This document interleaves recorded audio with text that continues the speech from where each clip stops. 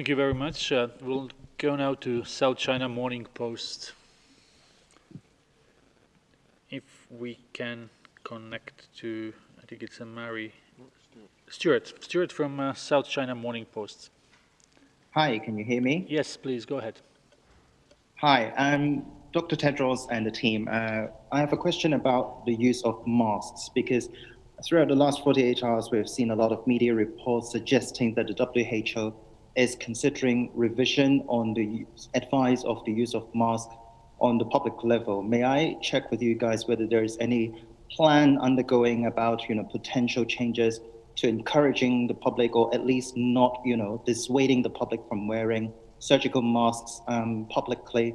And also, have you guys seen the report from team of Hong Kong scientists on the Nature magazine about the potential effectiveness of using masks in preventing coronavirus? Thank you. Yeah, I can start, and maybe Maria will follow up. On the issue of masks, there's a very important and very healthy debate at the moment looking at how masks are used in this response. First and foremost, surgical and medical masks and masks like N95 and FFP2 and FFP3 respirators are for the medical system, and we must prioritise their use to protect health workers in the front line. And that's what we're working on with all our partners around the world, and with all governments, and with our colleagues in the UN system, and with governments, to try and ensure that we get the best possible protective gear to our frontline health workers.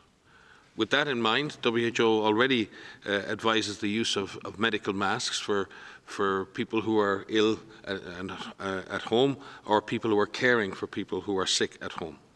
The debate regarding using masks in general public is built not on the paradigm of protecting yourself.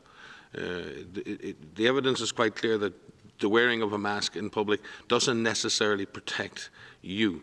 But if a sick person wears a mask, then it is less likely that they may infect others. At the moment, and from a WHO perspective, people who are sick with COVID-19 should be in isolation, and we need to make sure that people are in isolation. But there are circumstances, and we need to be open on this. This is a new epidemic. It is challenging everything we know. It is challenging systems.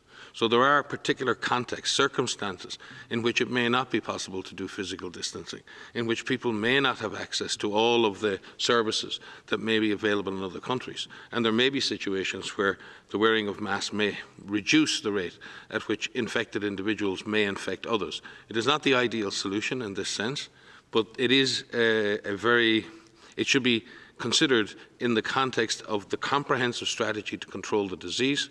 It should be considered in terms of the types of transmission that are happening, how intense transmission is at community level, what the circumstances and context of that transmission is, and what the resources are to deal with that.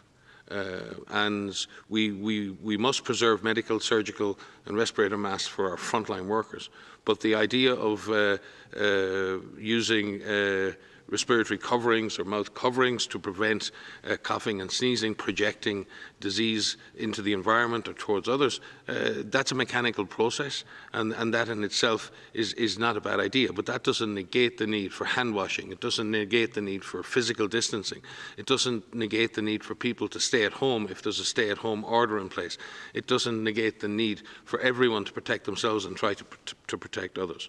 So we can certainly see circumstances in which the use of masks, but homemade or cloth masks at community level, may help in an overall comprehensive response to this disease. And we will support governments in making those decisions based on the situation they find themselves in terms of transmission, based on the context in which they're dealing and the resources that they have at their disposal.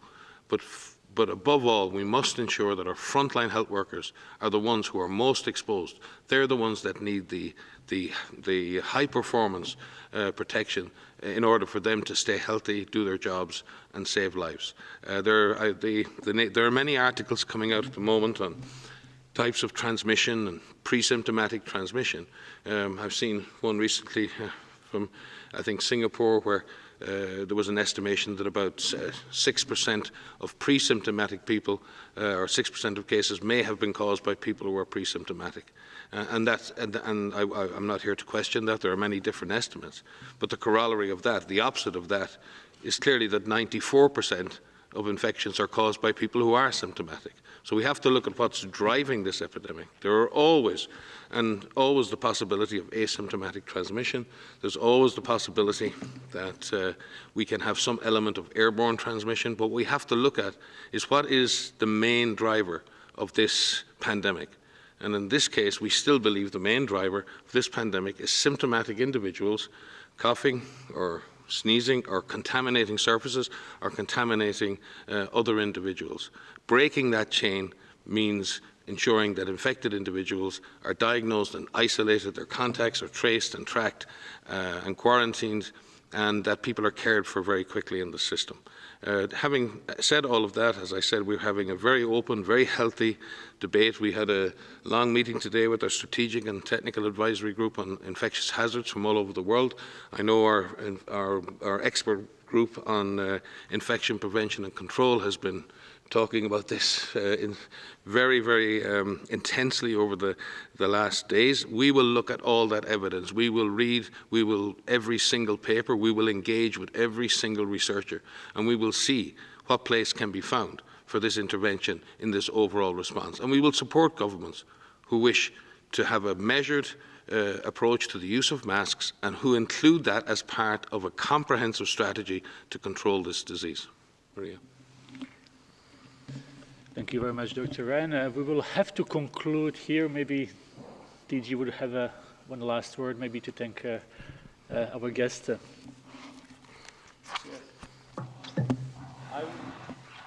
Yeah, first, if you would like to have Kristalina a few words as a closing. And thank you so much for joining us, but please. Well, thank you very much, Dr. Tedros, for inviting me. I do believe that bringing together epidemiology and economics is absolutely crucial. My closing message is that we will get through this, but how fast and how effectively would depend a lot on the actions we take, and on making sure that in these actions we bring the world together.